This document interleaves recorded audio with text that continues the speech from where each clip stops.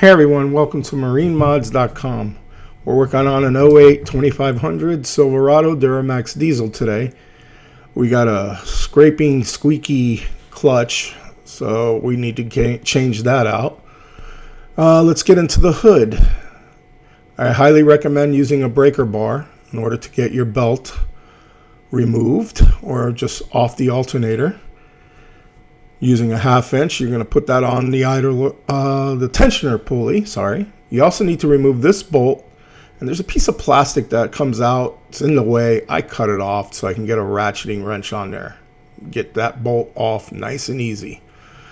Next thing you want to do is wedge a 2x4 down in there to push that piece of plastic back to give you some room in order to get your breaker bar and your 1/2 inch socket wrench in there, and basically get the serpentine belt off the alternator. There's your breaker bar in place, and you're going to push it towards your air intake. And next we got our compressor clutch. You're going to take the 4 bolts off the top of the compressor mount, and you'll be able to put another 2x4 underneath that to kind of angle it up, give you a lot more room to work with. I used an impact gun, and it came off rather easily. You could probably use a socket and maybe a rubber mallet, but that's what I had. Bolts removed. Some guys say the clutch comes right off. In my case, it did not come off. In which case, you're going to use a longer bolt threaded in there to push it off the shaft, or this bolt that came in my pulley extractor set. The particular set I use, I got off Amazon. There's the part number. There's the brand. It went right in, no issues, and I was able to remove the clutch rather easily. So your clutch plate kit should have come with a set of clutch plate shims. They go directly into the shaft of the clutch plate. Here's a diagram showing their proper orientation. The gap setting is between 0.020 to 0.030.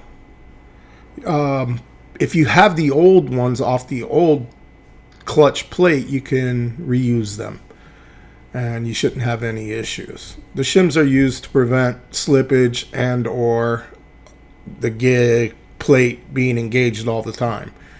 Use your standard feeler gauge to set the gap. Next, you're going to take this snap ring off, and that will allow you to remove your pulley. That came off rather easily, minimal effort. There's your snap ring pliers.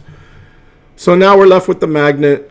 You can either change it, or in my case, I left it on because it seems to be a much higher quality magnet than what came with the kit that I got at AutoZone.